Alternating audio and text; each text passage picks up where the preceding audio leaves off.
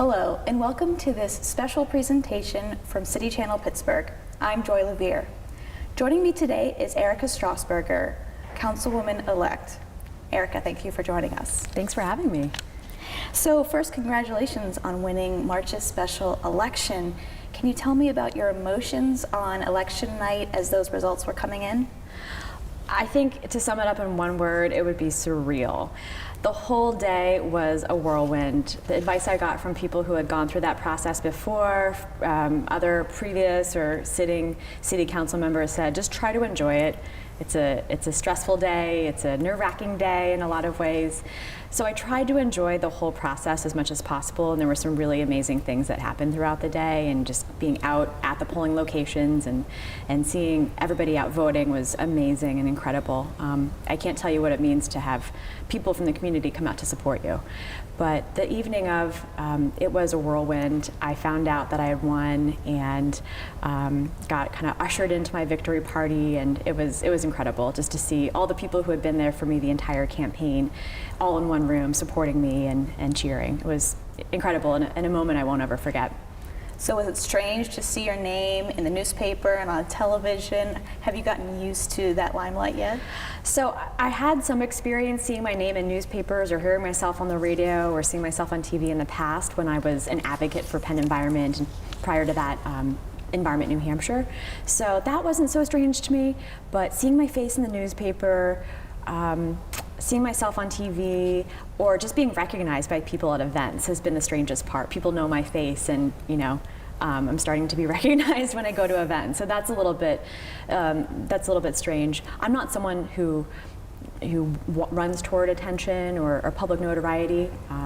I like being a bureaucrat, so I really was truthful when I said I just wanted to get to work on election night, because that's what I like to do. I like to do the work, and I'm not here for the accolades. But it's something that I've gotten used to a little bit.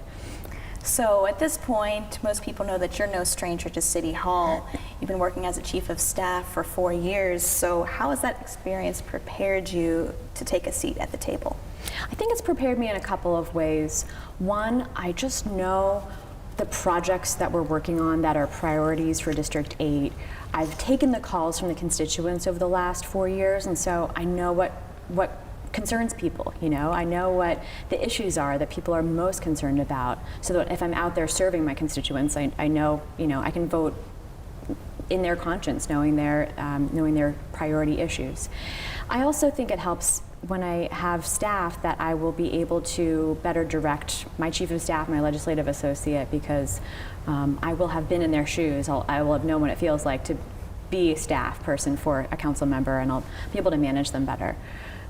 But essentially, priority issues and priority concerns and the projects that we're working on are the main ways that I think I'll really be able to hit the ground running. So let's go back in time a little bit. You're not originally from Pittsburgh. Can you tell us a little bit about your background, where you came from, and how you got to be here in Pittsburgh? I'm not from Pittsburgh originally, so I grew up in the Bay Area, San Francisco Bay Area, and lived there through my childhood until I graduated high school. And then, this is the strangest part of the story, I ended up at Bucknell University in central Pennsylvania.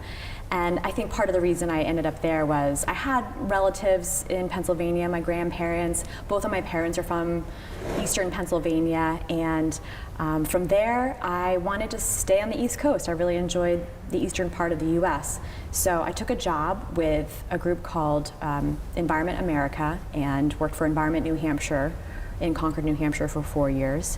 And there I met a Pittsburgher who's now my husband, and he said, give it a shot, give Pittsburgh a try for 2 years. And I did, and I thought when I first moved here, I'll give it a shot, maybe move back to California after 2 years, and just fell in love with the city, fell in love with the neighborhood I live in, Squirrel Hill, and it sucked me in. And now I feel like I can be an ambassador for Pittsburgh because I know what it's like in California, I know what it's like in other parts of the country. I can just honestly say that Pittsburgh is a really special place to be. So what are your first priorities once you have a seat at the table? Well, I think the first priorities are what a lot of people are talking about over the kitchen tables or thinking about, and certainly what I heard on the campaign trail and what I've heard the last 4 years. We need to fix our infrastructure and particularly our water system. We need to ensure that the water that's coming out of our tap is safe, that people feel confident that it is healthy water that they can drink without filters, specifically identifying all of the lead service lines in the city and replacing them. And a similar issue, but a little bit different, is ensuring that every time it rains, we fix the problem of sewage overflowing into our rivers. And so that's my solution for that is green infrastructure, a green first approach to allow the land and our roads and our parking lots and our parks to naturally soak up more of the rainwater runoff, and to stop kind of the basement flooding that we've seen all over the city. That's one major priority. Another one is safe streets, and kind of using the complete streets model so that everyone who's driving or riding a bike or walking or using a wheelchair feels safe traveling our streets, that there are specific places for each person, and that everyone is able to really get to where they want to go using those modes of transportation or public transportation in a kind of safe, reliable way. Another priority is, as we grow as a city, as District 8 specifically is undergoing major growth and a lot of development that people are seeing, that we do so in a way that is equitable, so that everyone, that we grow the pie, that everyone gets a piece of the pie, and that we do so in a way that everyone can really be a part of the growing city and the benefits that growth brings.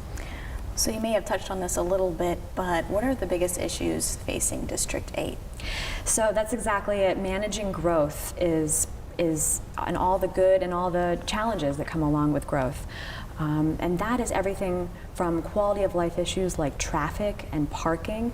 I mean, for a city that has been managing decline for about 30, 40 years now, people aren't used to driving to a certain location and circling to get a parking spot or dealing with traffic, and it's a sign that things are turning up, for the city. We have more population, at least in District 8, than we did 40 years ago, and there's a lot of good stuff happening. It's economic growth, but at the same time, there are challenges that come along with it.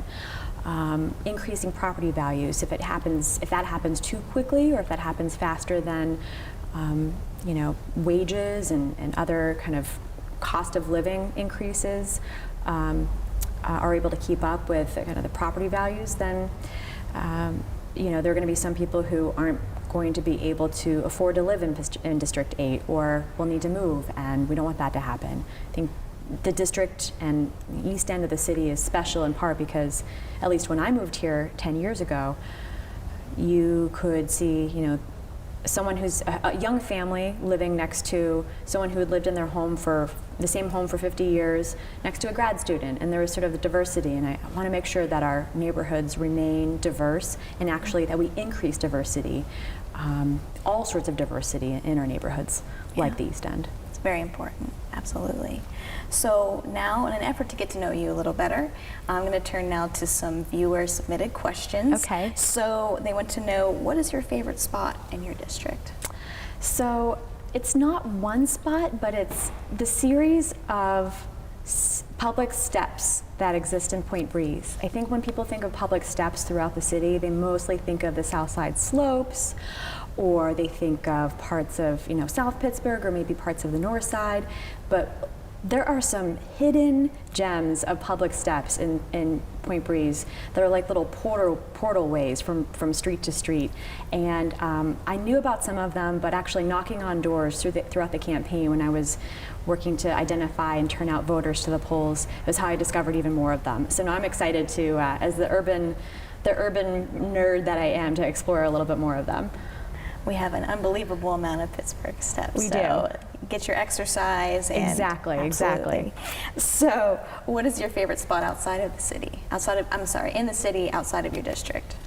Well, on the same theme, I like to take long walks throughout the city. And in fact, it's turned into a tradition on my birthday each year. So last year, we walked over to the south side slopes from Squirrel Hill and actually all the way up to Allentown. And it was the same kind of deal. I mean, what makes Pittsburgh special to me is its topography and its rivers. Because you go around a bend, if you're a newcomer, you don't know exactly what's going to be there. And I remember when I first moved here, always wondering, what is that across the river? What does it look like when you're actually walking those steep stairways or roads on the south side slopes? So I really like exploring some of the streets and the hidden bends and the steep roads and the staircases and steps of the south side slopes. I think it's just a really interesting neighborhood to me. So we're the city of bridges, as you know. Yes. Do you have a favorite bridge? Well, I love the Rachel Carson Bridge. I know that the lights that make it really, really special and have been in there for the last year or so are about to come down so that it can be, renovated. But I think regardless of whether there are rainbow lights or whether it's, just the beautiful bridge that it is, it's a beautiful bridge to cross no matter which direction you're facing. And Rachel Carson represents someone special to me who was a pioneering environmentalist who stood up to the powers that be on issues she cared about, and that means a lot to me that there's a bridge named after her in Pittsburgh. What about a tunnel? Do you have a favorite tunnel? Well, I think the Armstrong Tunnel is interesting to me. It's not one that is as publicly known as some of the others or as publicized, but that has to be my favorite one. Well, that's all for our viewer-submitted questions, but can we check in with you in the next 6 months? Absolutely, I'd love that. Absolutely. Wonderful. All right, that's all the questions I have. Is there anything else you'd like to add? Just really excited to get started and to serve District 8 and the city. So thanks for having me. Well, thank you. Thank you so much for joining us and taking time to sit down with us. I'm Joy LeViere for City Channel Pittsburgh. Thank you for watching.